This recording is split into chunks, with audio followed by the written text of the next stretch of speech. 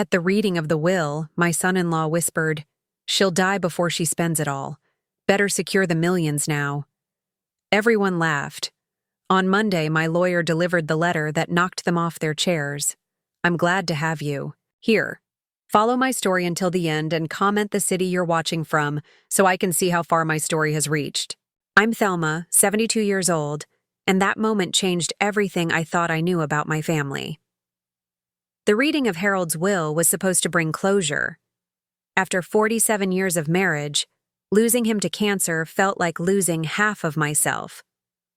I sat there in the attorney's wood-paneled office, clutching my handkerchief, barely registering the words being spoken. Harold had left everything to me, as we'd always planned. The house in Westfield, our savings, his pension. That's when I heard it. My son-in-law Robert leaning toward my daughter Christine, his voice low but clear enough for my old ears to catch. Every word. "She'll die before she spends it all. Better secure those millions now." And then the laughter. Not just Robert, but Christine, too. My own daughter. I froze, my hand midair reaching for a tissue. They didn't notice my reaction. They never really looked at me these days unless they wanted something. To them, I was just an old woman who happened to be sitting on a pile of money they considered their future inheritance. "Mom?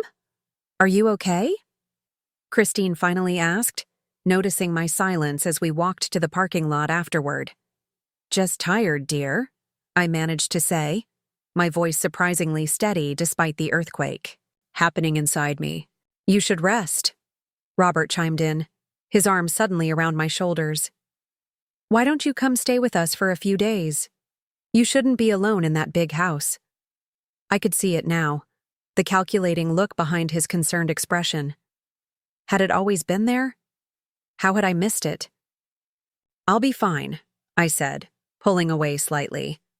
"Martha is coming over later." Robert's smile tightened at the mention of my closest friend. He'd never liked Martha. Now I understood why. Martha saw through him from day one. That night, I couldn't sleep. I kept replaying moments from the past 10 years. The way Robert and Christine visited more frequently after Harold's retirement package was finalized. How they'd bring up the house. "So much maintenance for you, Mom," or my investments. "Are you sure your financial advisor is making the right moves?" I remembered last Christmas, when Robert had taken a sudden interest in my jewelry collection. "Just admiring craftsmanship," he'd said when I caught him examining my diamond tennis bracelet, a 40th anniversary gift from Harold. All those years, I'd been proud to help them. The down payment for their house, college funds for my grandchildren, the loan for Robert's business expansion. I never asked for repayment. They were family. When you have enough, you share with those you love. But now I wondered, did they love me? Or just what I could give them? At 3 a.m., I made a decision. I called my lawyer first thing in the morning. "George, I need to make some changes," I told him.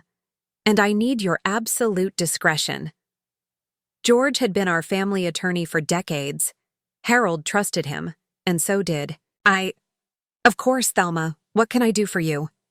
I explained what I'd overheard, my voice breaking only once. "I'm so sorry," he said, and I could hear the genuine sadness in his voice. "Unfortunately, I've seen this too many times, but we can protect you and make sure your wishes are honored." We met that afternoon.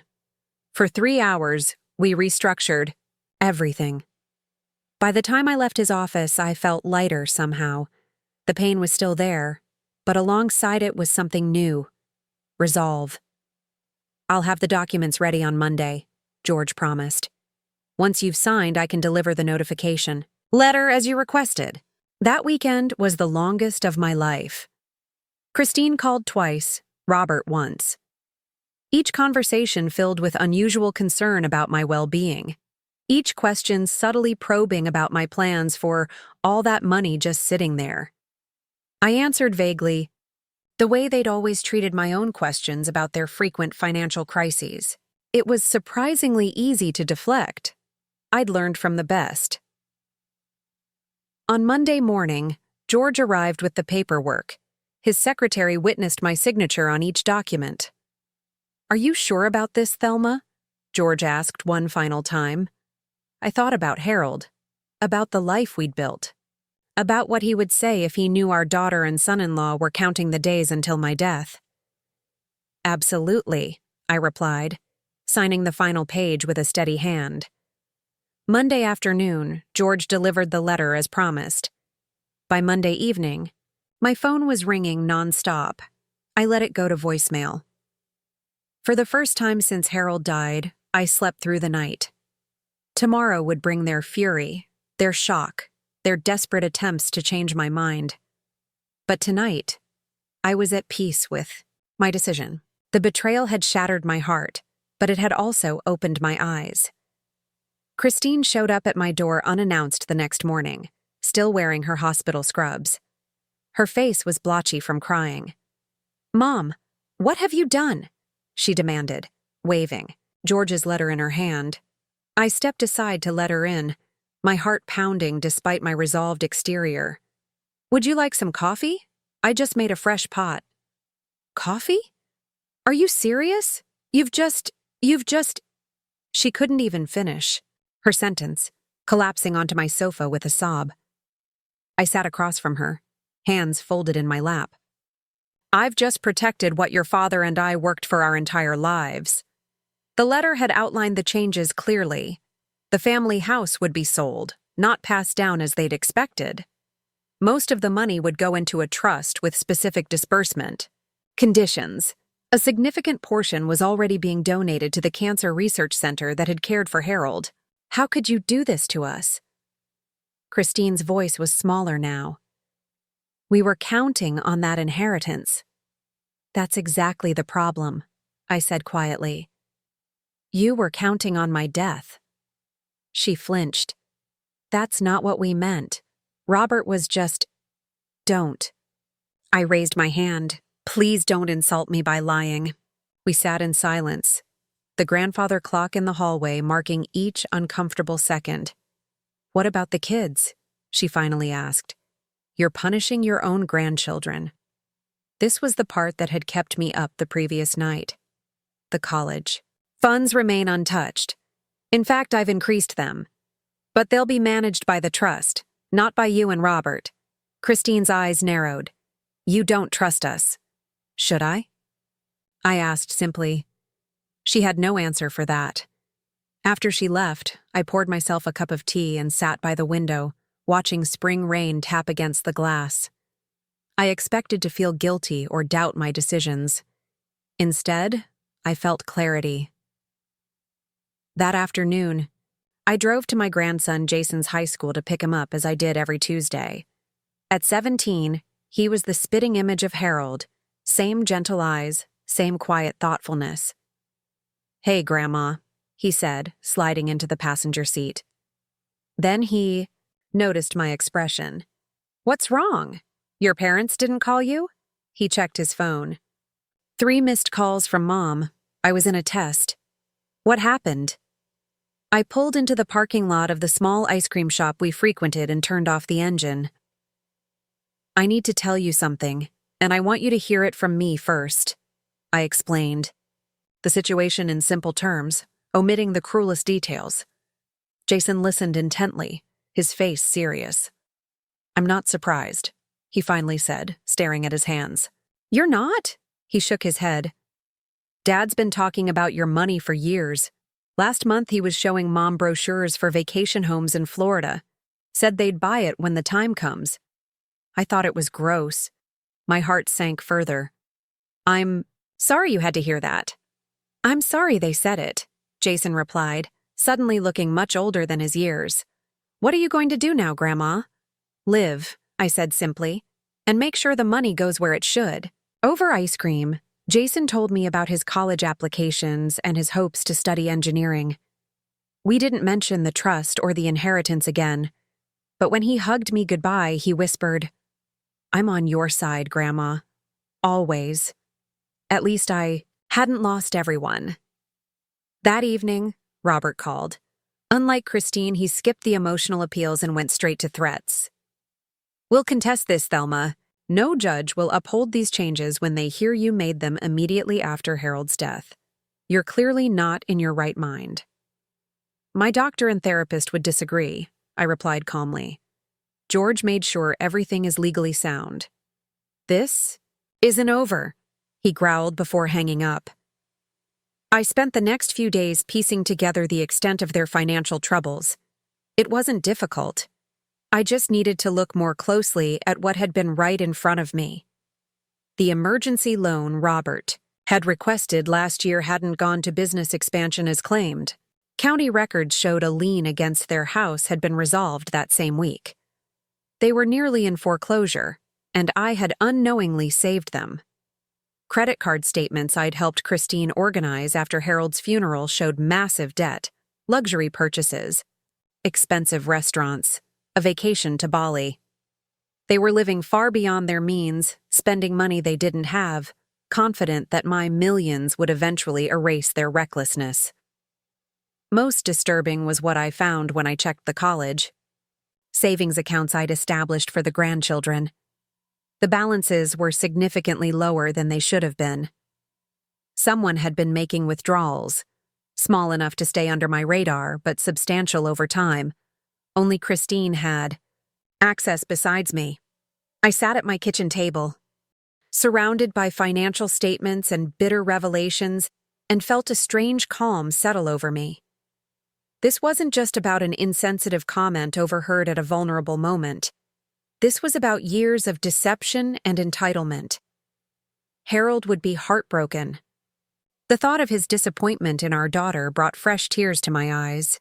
My phone buzzed with a text from Martha. "Lunch tomorrow? You need to get out of that house." I smiled weakly. Martha had been calling daily, checking in. Unlike my family, her concern was genuine. "Yes," I texted back. "I have a lot to tell you." Then I gathered all the financial evidence into a folder for George. Whatever came next, I would be prepared. That night, as I was getting ready for bed, the doorbell rang. I hesitated, checking the time. Nearly 10 p.m. Too late for casual visitors. When I peeked through the curtains, I saw my granddaughter Emma on the porch, hugging herself against the evening chill, a small overnight bag at her feet. I opened the door immediately. "Emma, what's wrong?" Her eyes were red-rimmed. "Can I stay with you tonight, Grandma? Mom and Dad won't stop fighting about money and—" Her voice cracked. "About you." I pulled her into a hug, feeling her shoulders shake with silent sobs. "Of course you can stay, sweetheart, as long as you need." As I made up the guest bed, I realized the true cost of Robert and Christine's greed was higher than I'd calculated. It wasn't just my trust they'd broken. They were damaging their own children with their obsession over my money. That settled it. I wouldn't back down, no matter what came next. Breakfast with Emma the next morning was surprisingly peaceful. She helped me make blueberry pancakes, Harold's specialty, and for a moment, the kitchen felt alive again. "Do you have to go back home today?" I asked, watching her methodically cut her pancakes into perfect squares, just as she had since childhood. "Mom said to come straight home after school," she replied, not meeting my eyes. "She said they need to talk to me about family matters." The way she said family matters made my heart ache. At 15, Emma was caught in the middle of a battle she didn't create. "You're always welcome here," I said, reaching across the table to squeeze her hand. "No matter what." After dropping Emma at school, I headed straight to George's office. My lawyer looked tired, deep lines etched around his eyes. "Robert's lawyer called yesterday," he said, gesturing for me to sit. "They're suggesting you underwent undue emotional distress when making these changes." I placed the folder of financial documents on his desk. "I expected as much. That's why I brought these."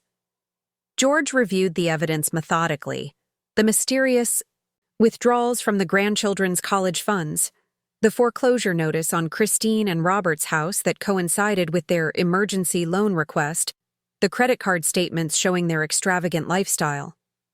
"This strengthens our position considerably," George said finally. "But Thelma, are you prepared for how ugly this might get?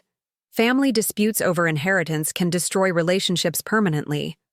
I thought about Robert's whispered words at the will reading about Christine's tearful visit centered entirely on what she stood to lose, not what I had lost. "The relationships were already destroyed," I said quietly. I just didn't know it. Back home, I found Martha waiting on my porch with a casserole and determined expression. "You missed lunch," she said, following me inside. "So I brought lunch to you."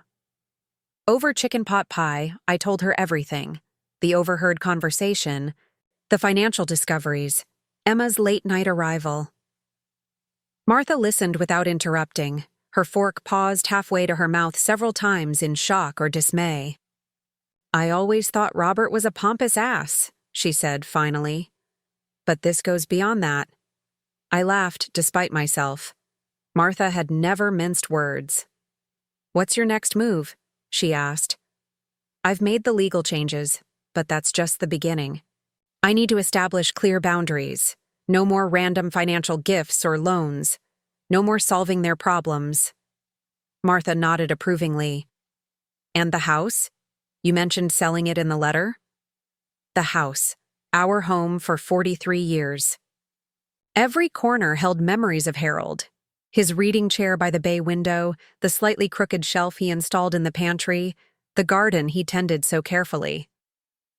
"I can't stay here," I admitted. "It's too big. And now it feels tainted." Martha finished for me. "By their expectations." Exactly. We spent the afternoon researching smaller homes in the area. Nothing too far from the grandchildren, but far enough from Christine and Robert to establish some separation. By evening, I had appointments with 3 realtors to evaluate my house and 2 viewings scheduled for potential new homes. The next day brought another confrontation. Christine and Robert arrived unannounced just as I was heading out to meet the first realtor. "We need to talk about this rationally," Christine said, trying to push past me into the house. "I have an appointment," I replied, closing the door behind me. "We can talk later if you call first." Robert stepped forward, his tall frame intentionally intimidating. "You're selling the family home now? Do you have any idea what you're doing?" "To Christine? To our family?" I met his gaze steadily. "Yes, I do. I'm protecting what Harold and I built from people who see me as nothing but a checkbook with an expiration date." Christine gasped. "That's not fair, isn't it?" I turned to her. "When was the last time you visited without asking for something? When was the last time you called just to check on me, not to see if I could watch the kids or help with some bill?" She had no answer. "And you," I said to Robert, "have been planning how to spend my money while I'm still very much alive." "Don't deny it. Jason heard you discussing vacation homes when the time comes." The color drained from Robert's face. "He's just a kid. He misunderstood." "No, he didn't. Now please move. My realtor is waiting." As I walked to my car, Christine called after me. "Mom, please. We can work this out." I paused, turning back. "I'm not cutting you off completely. The trust will still provide for the grandchildren's education. You and Robert will receive modest yearly distributions once you've repaid what you took from the college funds." Their shocked expressions confirmed what I already knew. They never expected to be held accountable. The meeting with the realtor went well. She suggested minor updates to maximize the house's value, but overall felt it would sell quickly in the current market. As she walked through each room taking notes, I felt a strange mixture of sadness and liberation. That evening, Jason called to check on me. "Mom told me you're selling the house," he said, his voice careful. "Are you okay with that?" "It's time for a change," I replied. "Something smaller, easier to manage." "I'll miss this place," he admitted, but I get it. Where are you thinking of moving? I told him about the 2 properties I'd be viewing. The one on Maple Street is only 10 minutes from my college, he noted. If I get in, I mean. When you get in, I corrected gently. And yes, I noticed that too. We talked for nearly an hour about his college hopes, his concerns for Emma, and finally, about his parents. They're worried, he said. Really worried about money. I overheard Dad saying something about refinancing the house again. This didn't surprise me. Jason, I want you to know that whatever happens between me and your parents, it won't affect my relationship with you or Emma. Your college funds are secure. I'm not worried about the money, Grandma, he said, his voice suddenly thick. I just don't want to lose you. After we hung up, I sat in Harold's old chair, watching darkness settle over the garden. The weight of the past week pressed heavily on my shoulders, but beneath it was a growing certainty. I was doing the right thing, not just for myself, but for Jason and Emma too. They needed to see that there were consequences to treating people as means to an end, even family members. Especially family members. Tomorrow, I would view potential new homes. I would meet with George to finalize the trust details. I would begin the next chapter of my life. Harold would approve, I thought. He always said we raised Christine to stand on her own 2 feet. It was time she finally learned how. 2 weeks passed in a flurry of activity. I listed the house, found a lovely garden apartment in a senior-friendly community near Jason's prospective college, and finalized the trust arrangements with George. I was moving forward, despite the constant barrage of emotional appeals from Christine. What I didn't anticipate was how quickly their tactics would change. It started with a phone call from Dr. Klein, my primary physician for the past decade. Mrs. Wilson? Your daughter called expressing concerns about your recent behavior. She mentioned rapid decision-making, possible memory issues. I gripped the phone tighter. I assume she mentioned I've modified my will and am selling my house. Dr. Klein paused. She did reference financial decisions that seemed out of character. I see. My voice remained calm, though my pulse raced. Would you like me to come in for an evaluation? If you don't mind, just as a precaution. I'll be there tomorrow morning, I said firmly. After hanging up, I called George immediately. They're setting the groundwork to challenge your competency, he said, confirming my fears. This is a common tactic when family members contest estate changes. What should I do? See Dr. Klein, absolutely. Be forthcoming. Take any cognitive tests he offers. We'll also arrange for an independent evaluation from a geriatric specialist not connected to your family. The implications were clear.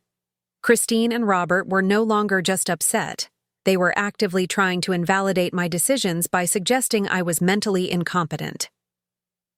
The next day, Dr. Klein administered a thorough cognitive assessment. I answered every question precisely, completed every task perfectly. Mrs. Wilson, he said finally, I see no indication of cognitive impairment whatsoever. Your memory and decision-making capabilities are excellent for a person of any age. I nodded, relieved but not surprised. Will you document that in my file? Already done.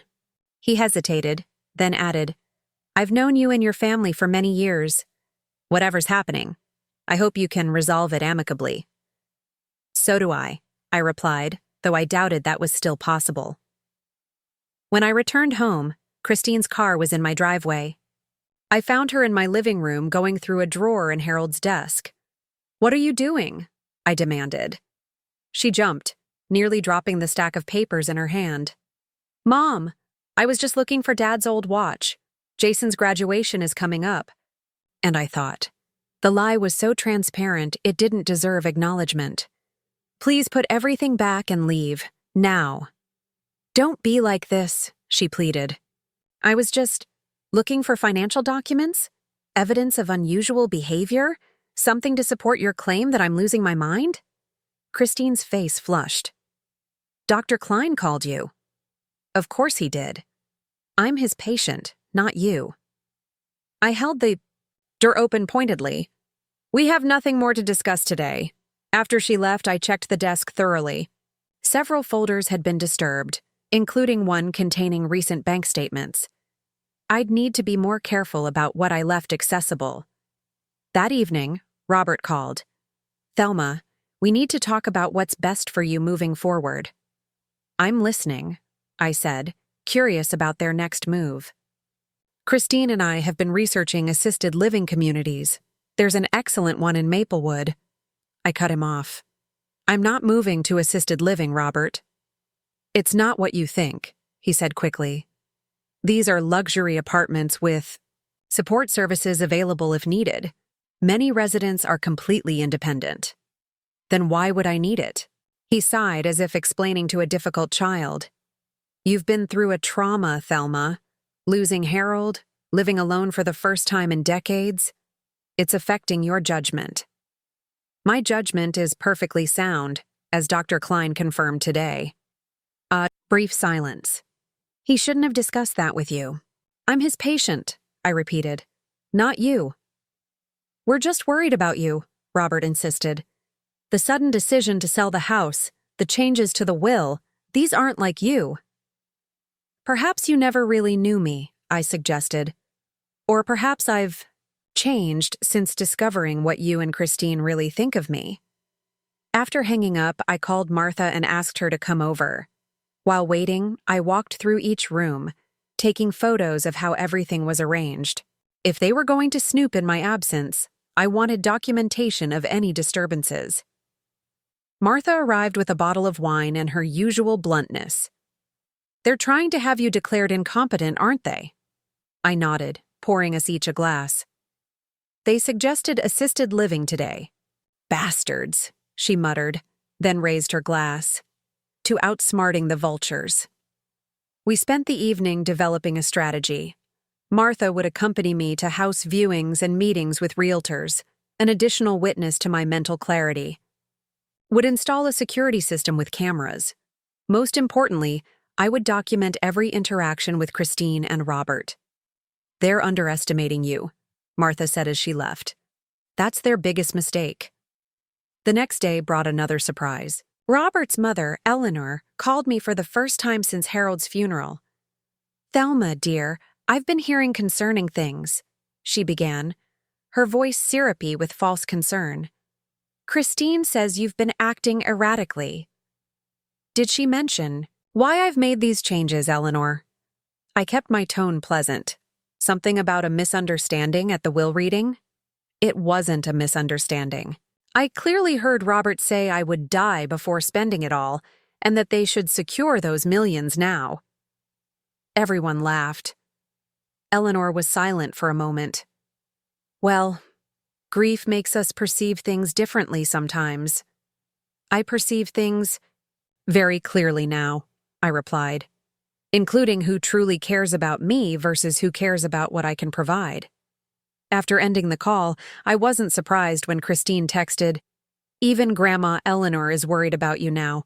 Please reconsider before. This goes too far. Their coordinated pressure campaign was intensifying. That night, I carefully documented every interaction, every attempt to undermine me, and emailed it all to George. His response was immediate. They're building a case. We need to be proactive. The following Monday, I met with a geriatric psychiatrist recommended by George. After a 3-hour evaluation more thorough than anything Dr. Klein had administered, Dr. Sharma provided a detailed report affirming my cognitive health and decision-making capacity. You're sharper than most of my colleagues, she commented, with a smile. Armed with this documentation, I felt more secure, but I underestimated Robert and Christine's determination.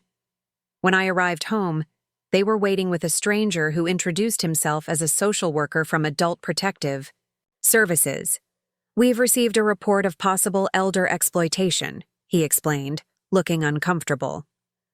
Your daughter and son-in-law are concerned that someone may be influencing your financial decisions. I nearly laughed at the audacity. The only people attempting to exploit me are standing right beside you. For the next hour, I calmly explained. The situation, showing the social worker my documentation, the cognitive assessments, the financial evidence of Christine and Robert's misappropriation of funds, and George's legal opinion. By the time he left, the social worker was apologizing for the intrusion. This appears to be a family dispute, not an exploitation case, he concluded. Christine was furious. You're destroying this family, Mom. No, I corrected her, suddenly exhausted by it all. Greed is destroying this family. Your greed. As they stormed out, I realized they had forced my hand. It was time to accelerate my plans. Time to show them exactly what happened when they pushed too far. I called George from my newly secured landline. I'm ready for the next step. The day of reckoning arrived sooner than expected. 3 offers came in on the house, all above asking price. I accepted the highest one, a young family with 2 children who loved Harold's garden as much as he had. They would bring new life to these old walls. That same afternoon, George called with news that the trust paperwork was finalized and ready for signatures. Everything was falling into place faster than Christine and Robert could counter. I think it's time, I told George. Let's schedule the family meeting. He agreed. Your new apartment will be ready next week. The timing works perfectly. I sent a formal email to Christine and Robert, copying Jason and Emma. Family meeting. This Saturday, 2 p.m. at my house. Attendance is mandatory for all family members. George will be present. Robert responded almost immediately. We have plans this weekend. Cancel them, I replied simply. Christine called, her voice tight with tension. What's this about, Mom? Everything, I said. It's time we put all our cards on the table. Saturday arrived with a perfect spring sky, the kind of day Harold would have spent in his garden. I prepared a light lunch. Nothing elaborate, just sandwiches and fruit. This wasn't a social occasion. George arrived first, carrying a leather portfolio and a reassuring smile. Ready? I nodded.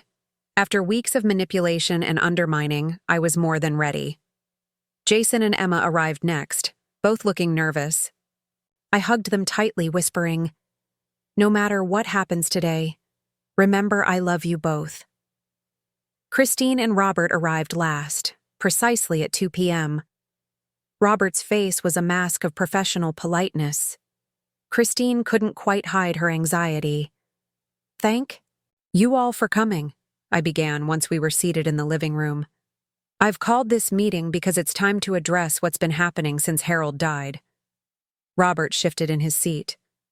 Thelma, if this is about the changes to your will, it's about much more than that, I interrupted. It's about respect, honesty, and consequences. I turned to George, who opened his portfolio and distributed folders to each person. What's this? Christine asked, flipping through the contents. Evidence, I replied. Of financial impropriety, of attempts to have me declared incompetent, of plans to access my assets before my death. Emma gasped, looking at her parents with wide eyes. That's ridiculous, Robert sputtered. We've only ever had your best interests at heart. Really? I pulled out my phone and pressed play on a recording I'd made weeks ago at the will reading. Robert's voice filled the room. She'll die before she spends it all. Better secure those millions now. Then the unmistakable sound of laughter, Christine's included. The color drained from both their faces. You recorded us? Christine whispered. I didn't need to. I heard you clearly the first time. This recording was from George's assistant, who was documenting the will reading for legal purposes. George nodded confirmation. The recording is admissible. In court, should it come to that? I continued, my voice steady despite my pounding heart. Page 3 contains bank statements showing withdrawals from Jason and Emma's college funds. Withdrawals made by you, Christine, totaling $42,000 over the past 2 years. Jason looked at his mother in shock. You took money from our college accounts? Christine couldn't meet his eyes. It was temporary. We were going to replace it. With my inheritance, I finished for her. Except now there won't be a lump sum inheritance for you to access. Robert leaned forward aggressively. You can't do this to us. We're your family. Family doesn't try to have each other declared incompetent for financial gain, I replied, gesturing to the documentation of their calls to Dr. Klein and Adult Protective Services. Family doesn't plan for someone's death to solve their financial problems. Emma was crying silently now, her shoulders shaking. Everything I've built with Harold will still benefit this family, I continued more gently, looking at my grandchildren. But with protections in place, Jason and Emma's education will be fully funded through the trust. The annual distributions to Christine and Robert will continue as long as certain conditions are met. What conditions? Robert demanded. George stepped in. Financial counseling for one, repayment of the misappropriated college funds for another, and most importantly, respect for Mrs. Wilson's autonomy and decisions. This is blackmail, Christine hissed. No, I corrected her. This is a boundary, something I should have established long ago. I stood up, signaling the end of the discussion phase. The house has been sold. I'm moving to Cedar Ridge Apartments next week. The proceeds from the sale will go into the trust, except for what I need to comfortably live on for the rest of my life, which, despite Robert's hopes, might be quite a long time yet. Robert opened his mouth to protest, but Christine placed a restraining hand on his arm, finally recognizing the futility of further argument. What happens now? Jason asked, looking between all of us. That depends on your parents, I answered honestly. I'm open to rebuilding our relationship, but only on terms of mutual respect. Christine stood abruptly. We need time to process this. Take all the time you need, I replied. The trust terms are non-negotiable. After they left, Jason and Emma stayed behind, both visibly shaken by the revelations. Did you know? Emma asked her brother, still wiping tears. He shook his head. Not all of it. Not about the college funds. I sat between them on the couch, taking their hands in mine. I'm sorry you had to hear all that. I wanted to protect you, but you're both old enough to understand the truth. Are Mom and Dad going to be okay?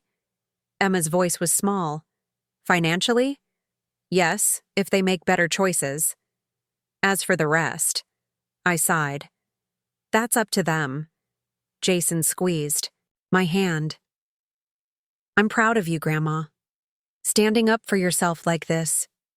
His words brought unexpected tears to my eyes. In all the weeks of conflict, no one had said they were proud of me. After the grandchildren left, George and I sat in the quiet house reviewing the meeting. They'll cool down eventually, he predicted. Once they realize the trust actually provides long-term security. Maybe, I said, not entirely convinced. But that's not why I did this. I know. He smiled kindly.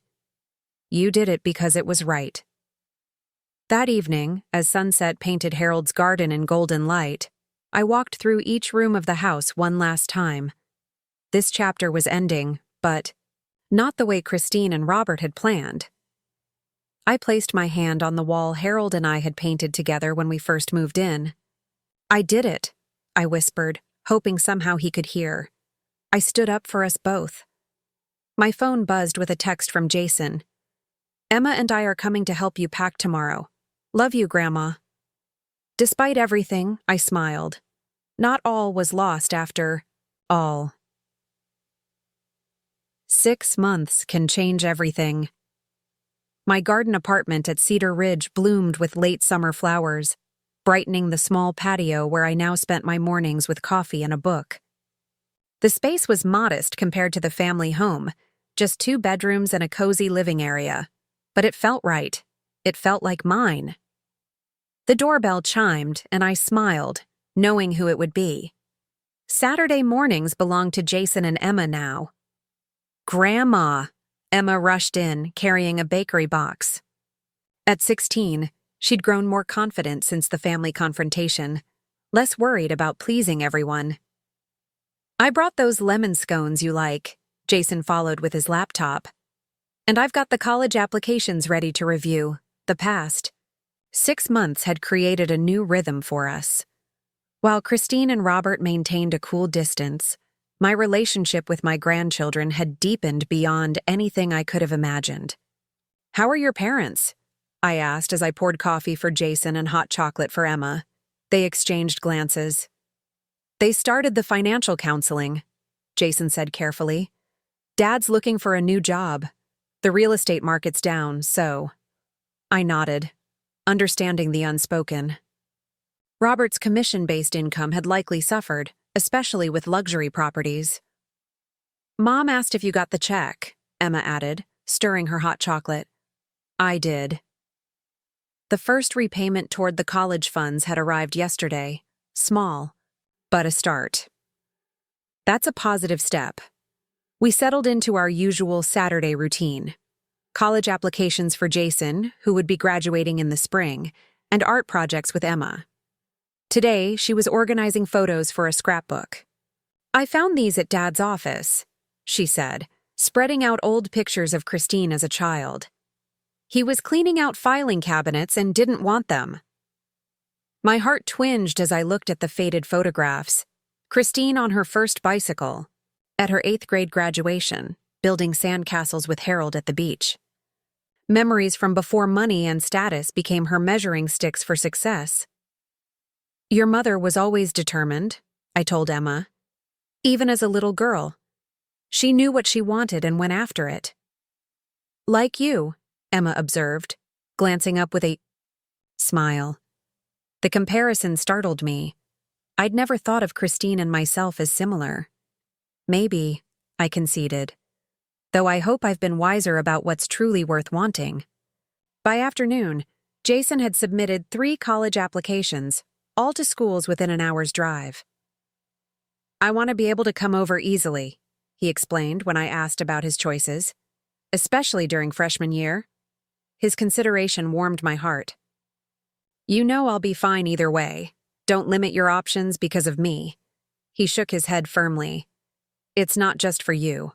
I need this too." After the grandchildren left, I prepared for my weekly dinner with Martha.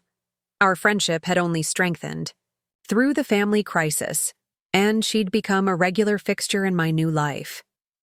"The place looks more like you every time I visit," she remarked, admiring the new bookshelves Jason had helped install. "Less Harold, more Thelma." I hadn't thought about it that way, but she was right. The house had been filled with Harold's preferences: dark wood furniture, landscape paintings, heavy drapes. Here, I'd chosen lighter pieces, colorful textiles, and photographs of places I hoped to visit. "I'm finding myself again," I admitted, serving the vegetable lasagna we'd made together the previous week. Parts of me that got lost somewhere along the way. "Better late than never." Martha raised her wine glass in a toast. "To Thelma 2.0. We laughed, but there was truth in her jest. I was different now, stronger, clearer about my boundaries, unafraid to protect what mattered. The doorbell interrupted our dessert. Martha raised an eyebrow. "Expecting someone?" I wasn't. When I opened the door, Christine stood there, looking uncertain. "Mom," she said softly, "can we talk?" I glanced back at Martha, who was already gathering her purse. "I'll call you tomorrow," she said, giving Christine a measured nod as she slipped past. Alone with my daughter, I gestured to the living room. "Would you like some coffee? Tea?" She shook her head, perching on the edge of the sofa. "Nice place," she offered. "Cozy. Thank you."